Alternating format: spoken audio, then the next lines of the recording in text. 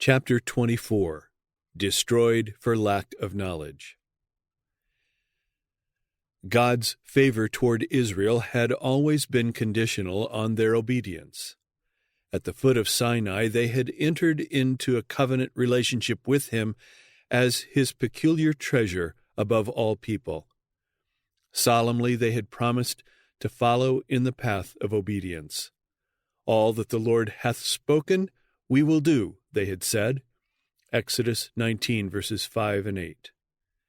And when, a few days afterward, God's law was spoken from Sinai, and additional instruction in the form of statutes and judgments was communicated through Moses, the Israelites with one voice had again promised, "All the words which the Lord hath said will we do." At the ratification of the covenant, the people had once more united in declaring, "All that the Lord hath said will we do and be obedient." Exodus 24, verses 3 and 7. God had chosen Israel as his people, and they had chosen him as their king. Near the close of the wilderness wandering, the conditions of the covenant had been repeated. At Baal Peor, on the very borders of the Promised Land, where many fell a prey to subtle temptation, those who remained faithful renewed their vows of allegiance.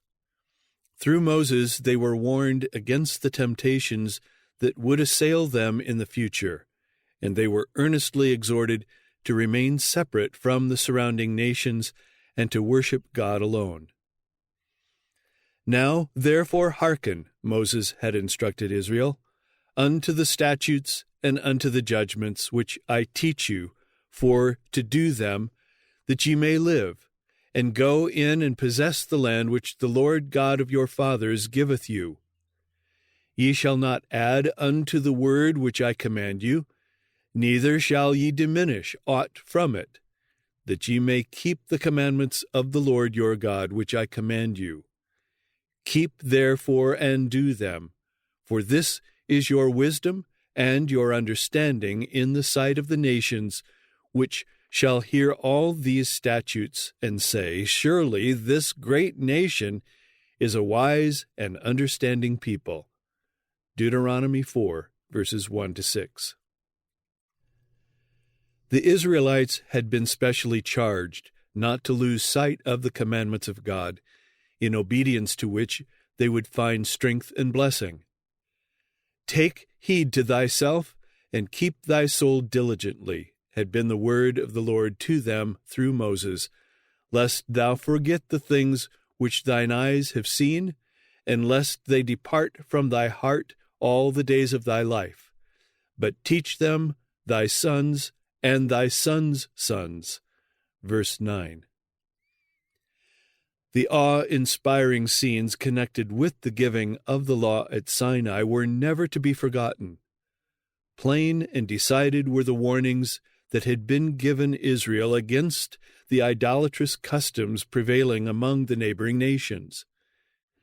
"Take ye good heed unto yourselves," was the counsel given, "lest ye corrupt yourselves, and make you a graven image, the similitude of any figure.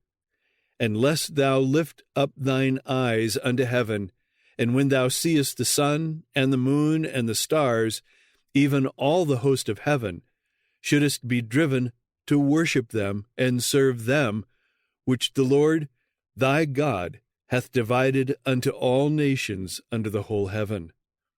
Take heed unto yourselves, lest ye forget the covenant of the Lord your God, which he made with you, and make you a graven image, or the likeness of anything which the Lord thy God hath forbidden thee."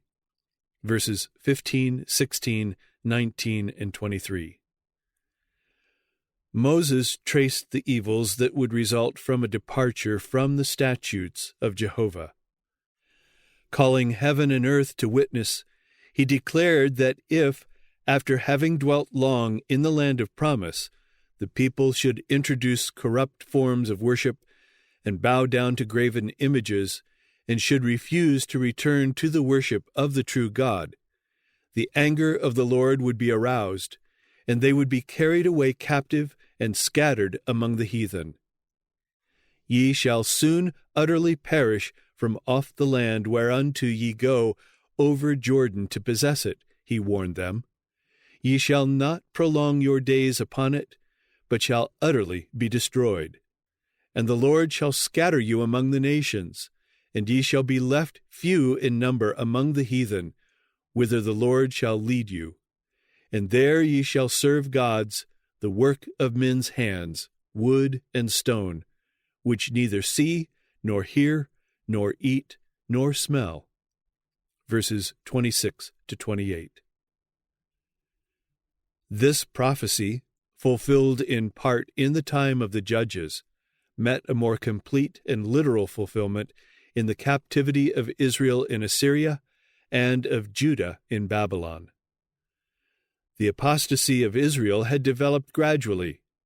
From generation to generation, Satan had made repeated attempts to cause the chosen nation to forget the commandments, the statutes, and the judgments that they had promised to keep forever. Deuteronomy 6, verse 1.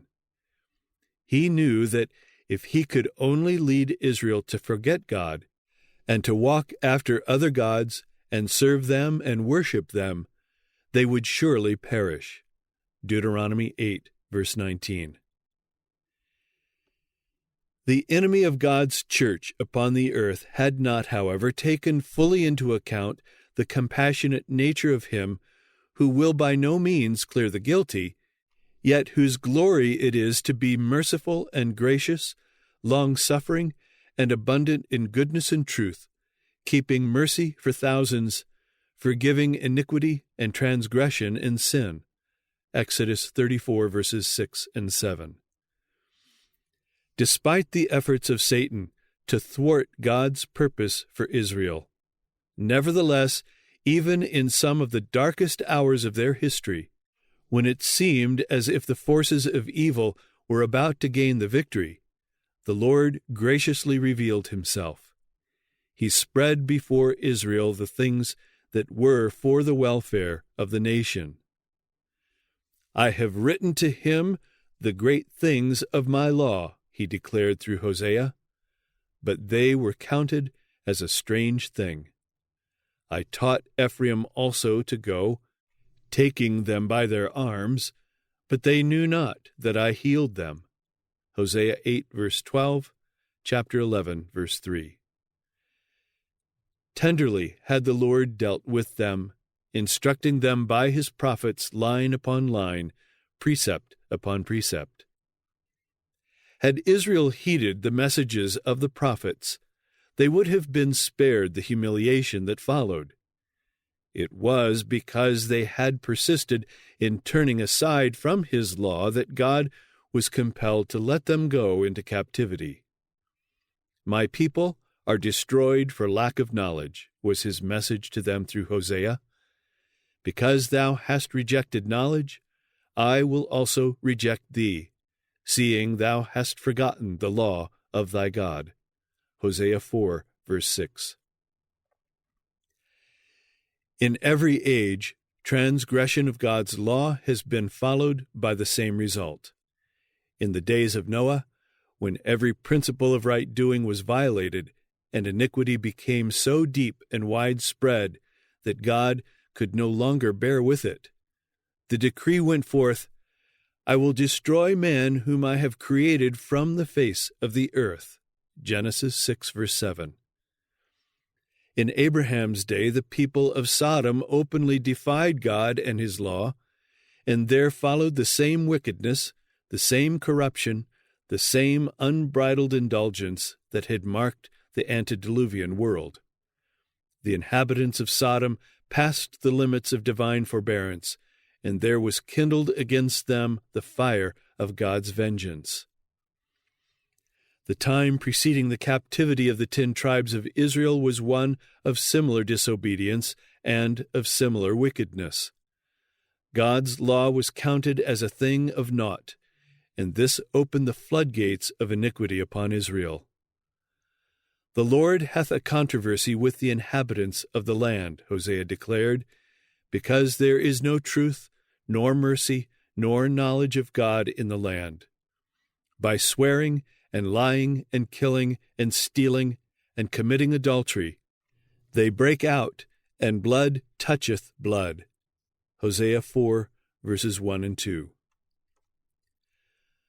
The prophecies of judgment delivered by Amos and Hosea were accompanied by predictions of future glory.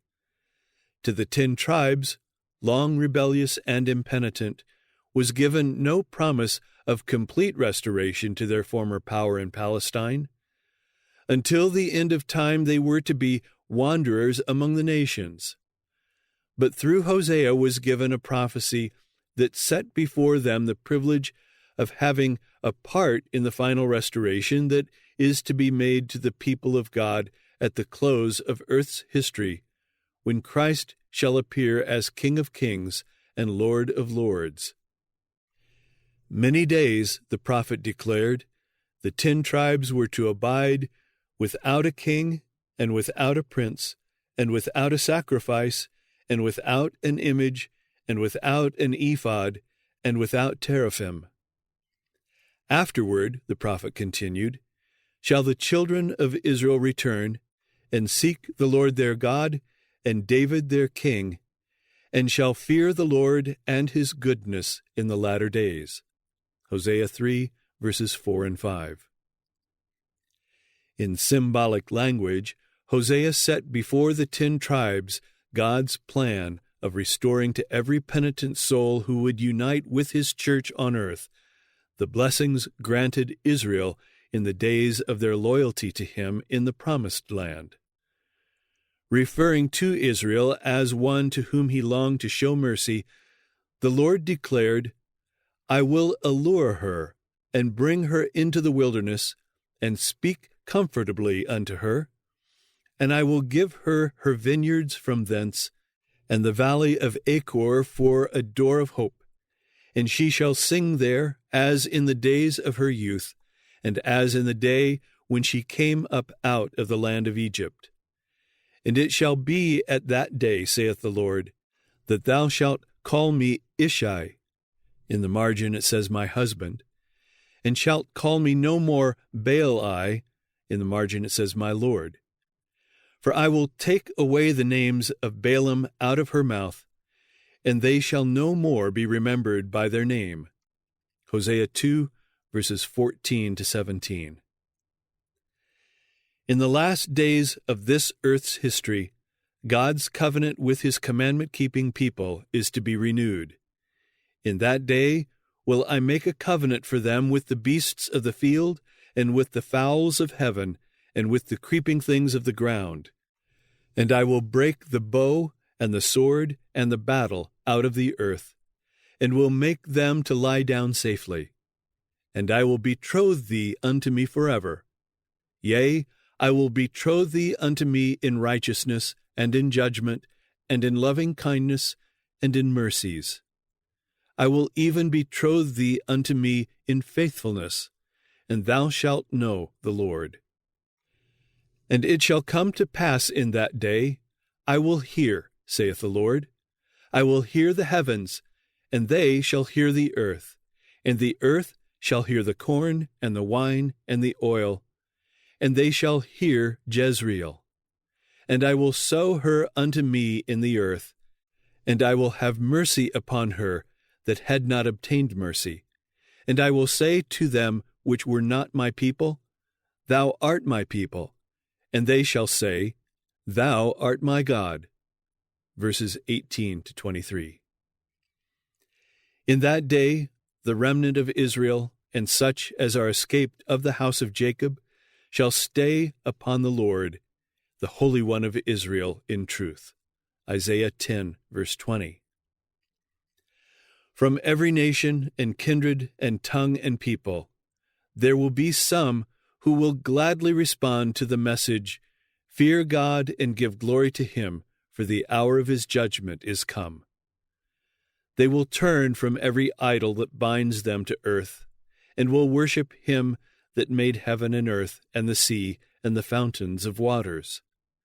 They will free themselves from every entanglement and will stand before the world as monuments of God's mercy. Obedient to the divine requirements, they will be recognized by angels and by men as those that have kept the commandments of God and the faith of Jesus. Revelation 14, verses 6, 7, and 12. Behold, the days come, saith the Lord, that the plowman shall overtake the reaper, and the treader of grapes him that soweth seed. And the mountains shall drop sweet wine, and all the hills shall melt. And I will bring again the captivity of my people of Israel, and they shall build the waste cities, and inhabit them. And they shall plant vineyards, and drink the wine thereof. They shall also make gardens, and eat the fruit of them. And I will plant them upon their land, and they shall no more be pulled up out of their land, which I have given them, saith the Lord thy God. Amos 9, verses 13 to 15.